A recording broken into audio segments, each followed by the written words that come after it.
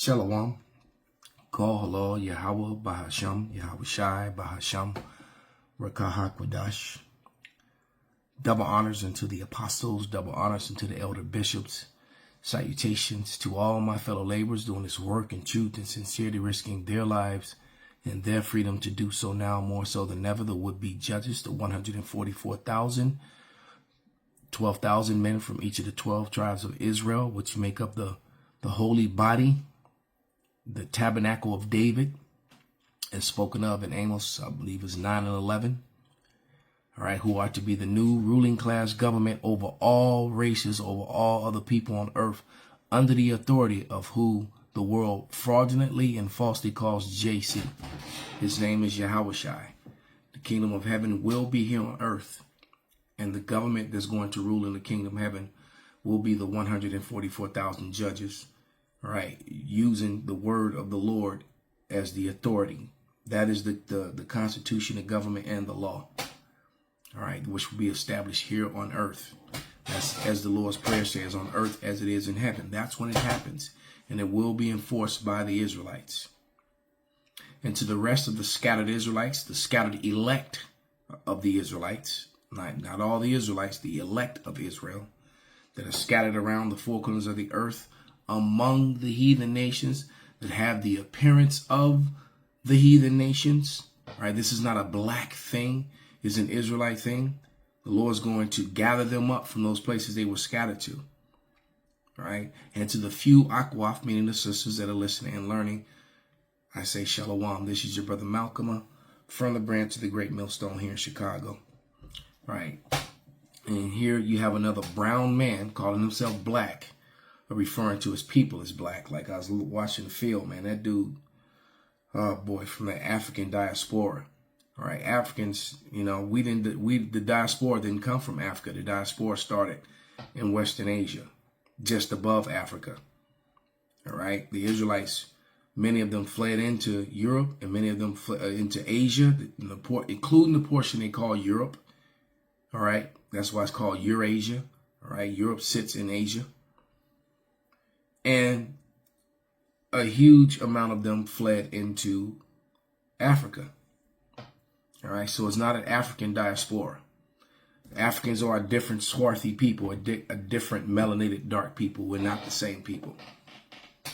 All right, we look different and we have different spirits completely. And that word black, you know, it's that word hate and black belong together, because labeling a people black is a very hateful thing. And then it's a very ignorant thing for you to continue to refer to yourself as that, after it's been explained 1,000 times over that black is a negative word. The meanings of it are endless when it comes to negative things. It literally means dirty. It means unworthy, untrustworthy, immoral, right? Diseased, degenerates. And so if they just went around calling us immoral people, degenerate people, ugly people, dirty people, you know, dark people as an evil. All right. Black covers all that. So in the moment you put black in front of anything, you make everything after it negative. Look it up. Before you open your mouth and say something stupid, just look it up. And now you have people like this brother and many others who just black excellence. So evil excellence, dirty excellence, untrustworthy excellence, immoral excellence. All right. So calling yourself black is a big form of having self-hate. All right. Then because that's why you experience this. Right. I'll just play the first few seconds of this video. But the name of the video is 5 black friendly countries under 1,000 you haven't thought of. All right. So we're just going to play the opening of this video. You can go and watch it, you know, and most of the countries are in South America. But here we go, where people down there look just like you. A lot of people down there. So we're the same damn people, but here we go. This is what America has been the entire time. I ain't never felt safe around white people. Black man found hanging from a tree in Mississippi. Y'all come up on here trying to put black people in this shit. How the hell can we get in it? White fatigue is real. Do you hear me, brothers and sisters? Most mass shootings in America, white men. School shootings, domestic violence. Serial killers, domestic terrorism, white men, white men, white men. It's all their mess, and they are headed in one direction. It's time to let God sort them out while you find your way out. If you got limbs, then grab a pad and pen and climb in. Here are 5 thriving countries that are black-friendly, have a high quality of life, and are... Now, once again, unless you're colorblind, these people are brown. And it's funny, I was just watching and listening to the DLG. D as in David, L as in love, G as in God. The DLG, the Dark Latin Groove. All right, one of my favorite, bands from that genre of music. You know, if you like the Cuban jazz, the salsa. And they were very popular in the late 90s and early 2000s, the DLG. All right. I used to bounce in a very popular, very well-known Latin club back in the day. For years, I was a bouncer there. And I do like the DLG. And then if you saw the DLG, if you were standing next to like the main singer, the lead singer was a guy named Oscar. He had the typical Puerto Rican look. So you could point out Oscar and say, okay, well, that guy's Hispanic. But the other main members of the band, you'd never know these guys were not the same as the people you're looking at on the screen until they open their mouths.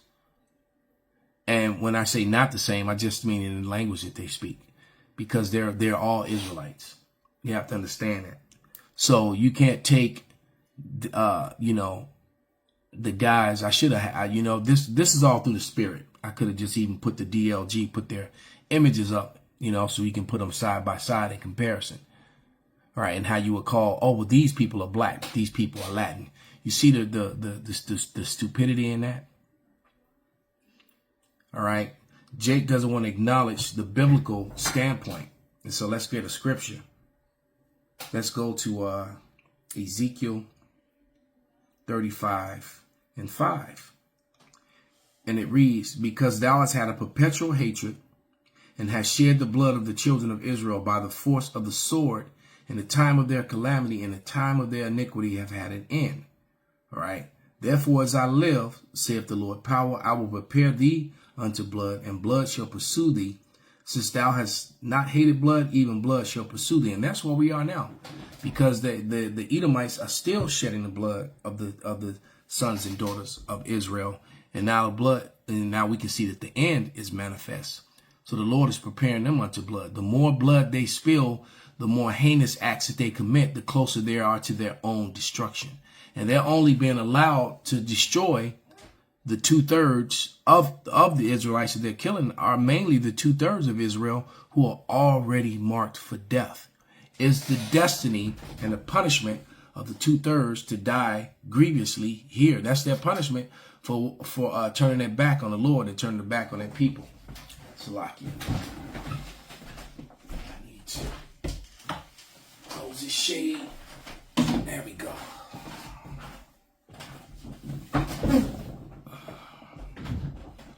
So that's their punishment. Okay? And this guy asked the question, why do whites hate black? Well, we're going to talk about that. All right? And I have to talk about it. Many of you know, but for those of you who do know, remember there's always new people, newly awakened. Or just someone who's just, wanting to know what this is all about. All right. So we have to go into these explanations. And you'll have to understand that whiteness and blackness are social constructs recently, created. When I say recently, I mean going back about 400 or 500 years, because prior to that term, no one really used the terminology of black or white. You see it printed in books because that's what people understand now. But if you go back far enough, you'll see the word swarthy or tawny. All right. People like this man you know, on the screen, people like myself will be referred to as Tawny. Okay? People like this, they will be referred to as Swarthy. But yet, you know that they're the same people. She's Swarthy, he's Swarthy, he's Tawny. All right? And I don't know how, you know, looking through the lens on my camera, he's a little darker than what he really is on my camera. But because on the actual screen that I'm looking at, he's even lighter than he is through the lens of my camera. So this guy is what you would call Tawny. Okay? And I'm even lighter than him. I'm what you refer to Tawny. I'm still a shade of brown. I'm just a very light colored brown. That's what you call Tawny, or they'll call tan. All right? Okay? So this whole whiteness was made up in 1681 in Virginia. Esau Edom, the so-called white man, he self-proclaimed himself white to hide his true identity because he didn't want to be identified as the Idumeans, as the Esau Edom. So it's like every couple, you know, every 400 or 500 years, Esau Edom changes who he is. When Alexander of Macedon, all right, who was an Edomite, an Amalekite on top of that, Amalek, when he conquered the land of Ham, what you call North Africa, all right, when he conquered Asia, Western Asia, and then his descendants moved up further north in Western Asia and renamed it Europe. Okay, they weren't called white people at that time. When they went in and took over Greece, they became the Grecians. The Grecians turned into the Romans. And it's time, every place that they go to, fast forward to today, they went to Australia, they became Australians. They went to South Africa, they became South Africans. They came to America, they became Americans, Canadians, etc. All right? When they went throughout Europe, all of a sudden, you know, they're Slovakians and they're Romanians, they're Czechoslovakians, they're Polish and Ukrainians now. They're all Edomites. And they're not from the Caucasus Mountains. That is their second mountainous home. They're from Mount Seir, Petra. That's the first cave place. The troglodytes is what they are. That's their first cave home. And now that I said it, let me show some receipts for anyone who might be new. All right. I have images of Mount Seir, of Petra, which is spoken about in the Bible. The Lord refers to them as Mount Seir. That's why even in Babylon, they'll still refer to as Mount Seir. Even in Gog and Magog, they'll still be referred to as Mount Seir because that's their home. This is a temple in Mount Seir. This is in Jordan. All right. So here, all right, these are relics from Mount Seir, from Petra. You would think you were in Greece somewhere. This is their original home. All right. Esau Edom, the so-called white man. The caves of Petra, of Mount Seir. Okay. That's the entrance to Mount Seir.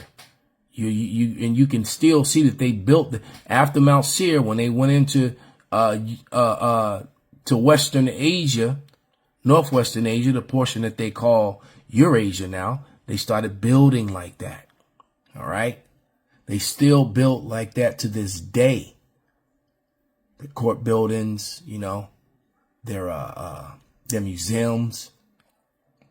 Okay. Mount Seir, Petra. So that's their first mountainous home, the first cave dwellers. Built cities right into the, you know, you can't help but think about them when you watch the Lord of the Rings movies and you always see the trolls and then how those trolls, everything about them is screaming little hats.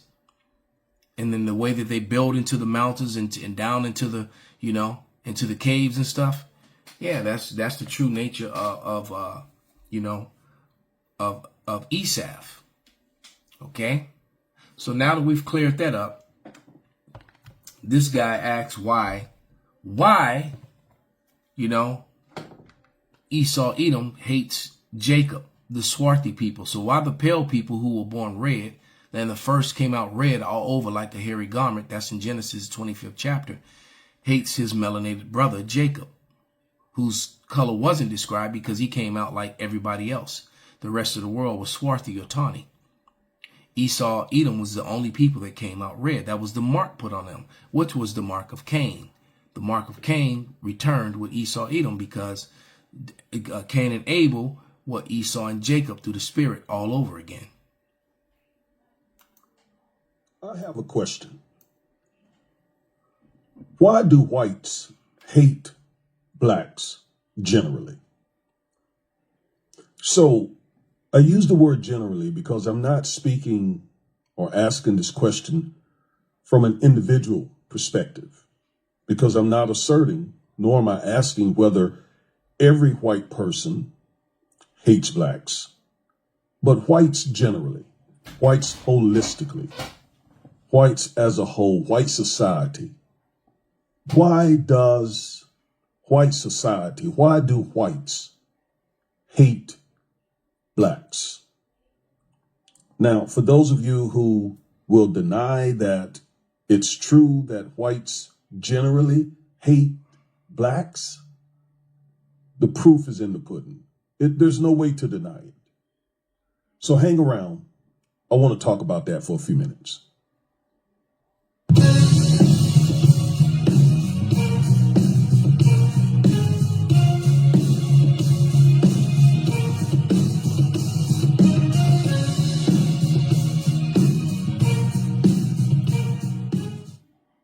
One short Fucking every commercial. sport. Hey guys, this is Joe, founder you and CEO assholes. of Viore, I and fucking today I'm going hate to tell you this about song. one of my favorite. So yeah, don't even waste my time with it's Let me stop right here. All right. Because, this is some content that I've never used before, and it just dawned on me I hadn't. Let me declare. I'm going to have to put it in the title now. All right. The copyright statute. Disclaimer: under Section 107 of the Copyright Act 1976, as allowance is made for fair use for purposes such as criticism, comment, news reporting, teaching, scholarship, education, and research. Fair use is permitted by the copyright statute that might otherwise be infringing. You got to learn how to use Esau's law against him. All right. You really have to do that. Okay. So I'm not profiting from this financially in any way whatsoever. All right, so here we go. Let's let them a few more seconds of this, and then we're going to go back into the scriptures. It's not true. I mean, it is true. We have exhibit after exhibit after exhibit after exhibit, and we're going to get into that. Let's have a serious dialogue. I want you to answer me in the comments as well. And again, the question is, why do whites hate blacks generally? That is the question that I'm asking. Okay, so there's a quick, fast, easy biblical answer. Well, I already kind of read one of them. All right, they've had a perpetual hatred, but let's see why. All right, so let's go to Genesis 27th chapter. They hate us because of the blessing. All right, and to have complete understanding, once again, you have to get away from this whole black-white thing, and you need to really call these white people Esau, Edom. You really need to point them out and let them know who they are. Okay? Because the Lord didn't create white and black people. That's a man-made terminology created to control the narrative, which they love controlling the narrative. All right? I was listening to this, and it looks like I mistakenly cut that video out, but it was that one very racist Edomite woman, the Amalekite, who made her face look like a black woman while spewing so much hate on the so-called on black people. But she sure did go out and chop her face up, made her lips ginormous. It don't fit her face at all, and darkened up her skin at the same time. She's hating on, so-called black people so harshly. All right. This Edomite woman. But she was given this whole Hamas narrative, which is a very controlled narrative. And then the guy that she was telling it to turned around and reversed it on it and used the same thing against her in America. With all this, it's nonstop wars, which were all proven, in the last 20-something years, the effects, the things that so-called caused these wars, turned out to not be true. I mean, there never was any weapons of mass destruction. And look how many millions of people have died ever since that lie was pushed. Okay. So, let's go to that Genesis 27:38. And Esau said unto his father, hast thou but one blessing, my father? Bless me even me so also, O my father. And Esau lifted up his voice and wept. So he's crying for a blessing, but you have to understand, when you go back and read the blessing, Jacob had already been given the kingdom of heaven. Esau is given this, as my beloved brother Yakia says, this current evil present world. And this is a blessing. That's why he's in rulership right now, because of this blessing. Okay? Not because of anything that he did that was great. All right? It says, and Isaac his father answered and said unto him, behold, thy dwelling shall be the fatness of the earth, and the dew of heaven from above. All right? So, matter of fact, that brings to mind this, let's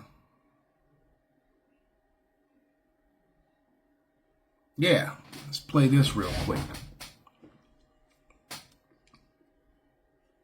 The Native Americans could have won the war against the colonizers, but they lost because they're too good of people. If you've ever studied Native American history or read books like An Indigenous Peoples History of the United States or Bury My Heart at Wounded Knee, you find out very quickly that the Native American people were absolutely amazing people. See how incredible and capable and fierce these people were. And at some point you begin to ask yourself, how did they lose?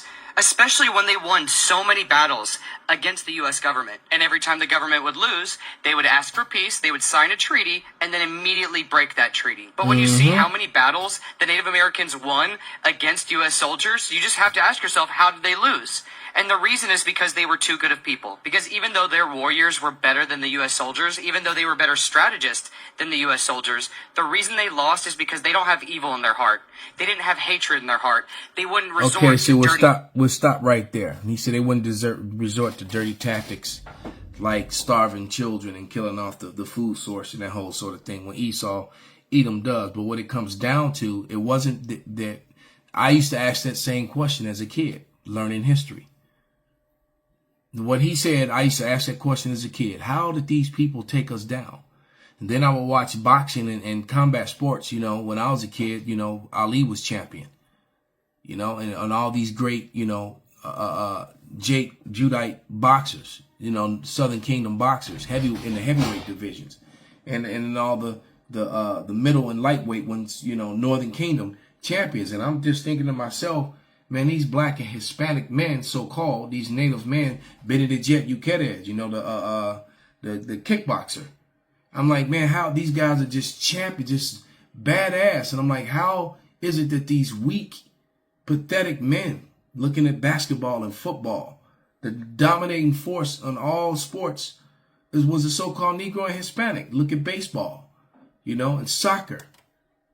I'm like, how did they beat? And you have to understand, it goes back to this blessing that I'm reading about. The Lord blessed Esau so that prophecy could be fulfilled.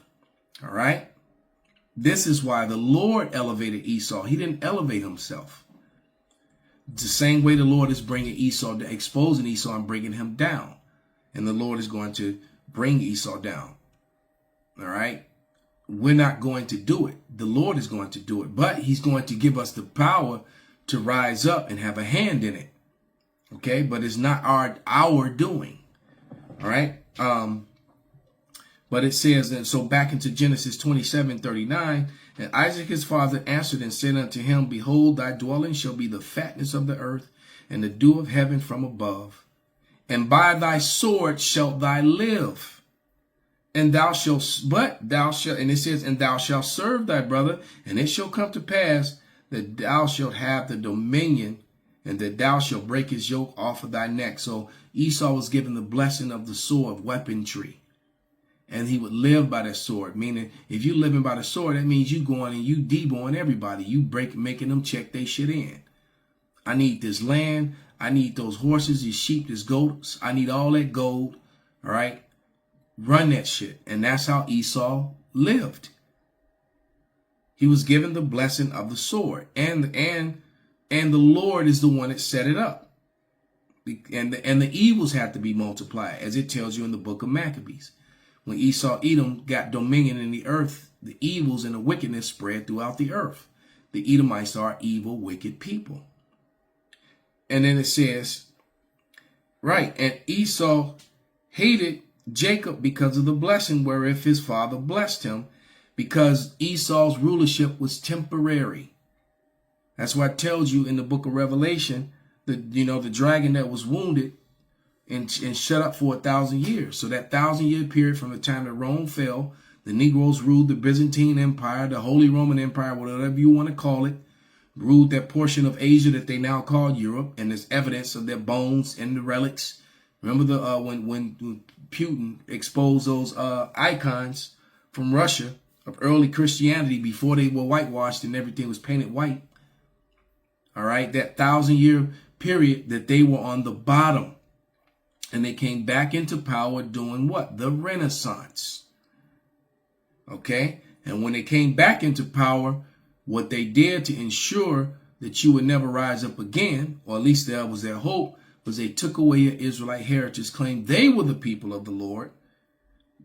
All right, used the Bible as a weapon against you. Christianity was created or taken over by them. All right, and they whitewashed everything. Okay, back to Genesis 27:41. And Esau hated Jacob for the blessing wherewith his father blessed him, and Esau said in his heart, the days of mourning for my father are at hand, but I will slay my brother Jacob. And these words of Esau, her elder son, were told to Rebekah, and she sent and called Jacob her younger son, and said unto him, behold, thy brother Esau, as touching thee, doth comfort himself, purposing to kill thee. And he's never stopped that. This is why Esau, Edom, the so-called white man, has a natural hatred for you. And why he constantly controls the narrative. All right? This is why he does it. And he frames mischief by law. All right? What? With a controlled narrative. Matter of fact, let's look that up. This is an AI overview of narrative. Of controlled narrative refers to two different but related concepts, okay? One is about machinery, but we're going to jump down to this one. Broader context. Politics, business, personal life. So let's bring that one up. Okay? It says, if you're following the arrow here, if you can see it on the screen, okay? Can't make it darker there, but it says a definition of controlled narrative means to intentionally frame a story, event, or fact in a way that promotes a specific purpose or interest, like constantly talking about Hamas hiding behind women and children. All right, it's an excuse to just continually destroy them and defend yourself. The goal, the aim to influence how people understand and interpret a situation, created a desired perception, so they created a perception, a lie. This is what they do. All right. When the statistics, like they read you off in the first video, most of the crimes that are done in America are done, the violent crimes and the worst crimes are done by white males collectively, but they always attach brown faces to them in the media.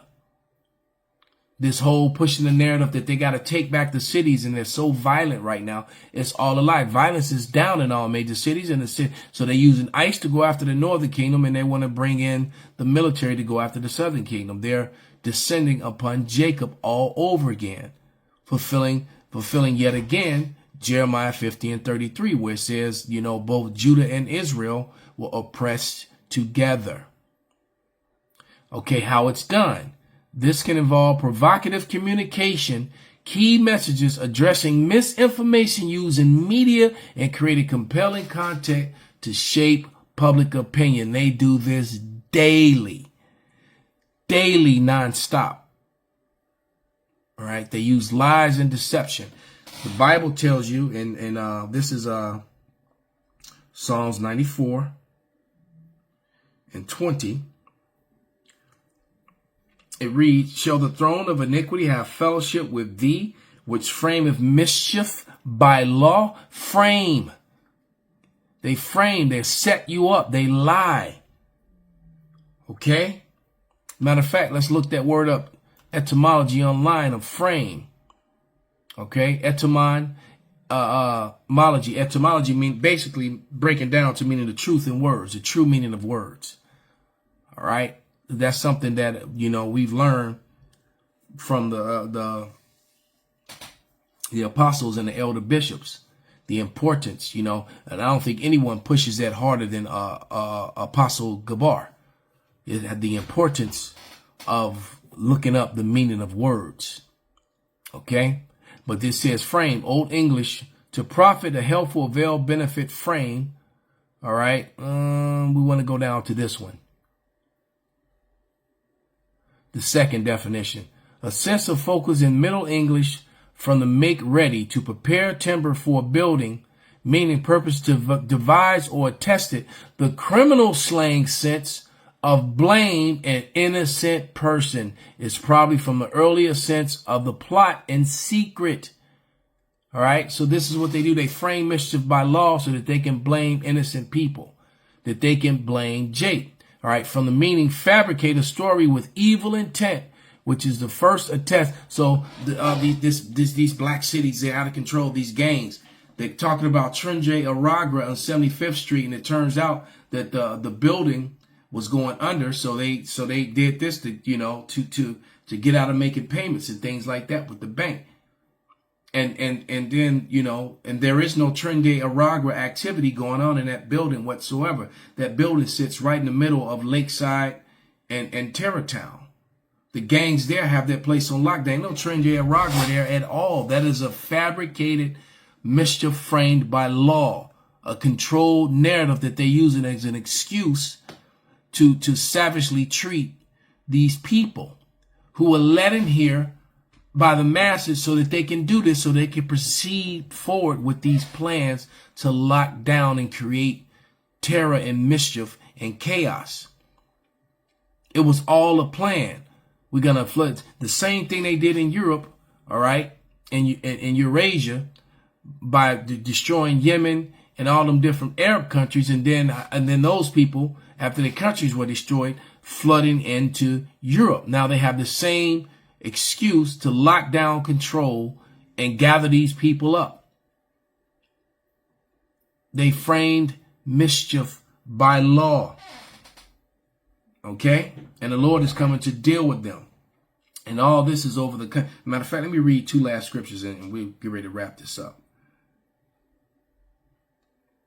Because, you know, Esau's exposed. He's out there. Going back to Ezekiel 35, we're going to read verse 7 through 9. And it reads, thus I will make Mount Seir most desolate and cut off from it him that passeth out and him that returneth. And I will make his mountains with and I will fill his mountains with slain men in thy hills, and in thy valleys and in thy rivers they shall fall, they are slain by the sword. And I will make thee a perpetual desolation, and thy cities shall not return. Ye shall know that I am Yahweh. So as they're about to fill their bellies, the Lord is about to put Esau to the sword and put him to a desolation and make him and bring him to naught. The moment and so it's good that he's doing this, because he's going to eventually start putting his hand on the elect. Right now, they're really going after the 2/3 who are already marked for death. But he's going to, once they start putting their hands on the elect, it's a wrap, man. And all this is what? For the controversy of Zion. Let's go to Isaiah, and this will be the last scripture. Isaiah 34:8. And it reads, for it is the day of Yahweh's vengeance and the year of recompenses for the controversy of Zion. These people lying and claiming our heritage, right? When all the evidence, the Bible and the history shows you that they are not. And yet they're intent on controlling the narrative because they're able to, because who has, the power and control over the media to keep continually frame mischief by law. and the Lord is taking it all from them. So with that, all praises, glory, and honor be unto Yahweh, Bahasham, Yahweh Shai, Bahasham, Rakah Kodash, Kwam, Yasharala, Abad, Babal.